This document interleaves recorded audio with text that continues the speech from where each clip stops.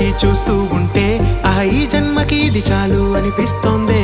నువ్వు నా కంట పడకుండా నా వెంట పడకుండా ఇన్నాళ్ళెక్కడ ఉన్నావే. నీ కళ్ళల్లో ఆనందం వస్తుందంటే నేనెన్నెన్నో యుద్ధాలు చేస్తానులే. నీ చిరునవ్వుకై నేను గెలుపొంది వస్తాను హామీ ఇస్తున్నానులే.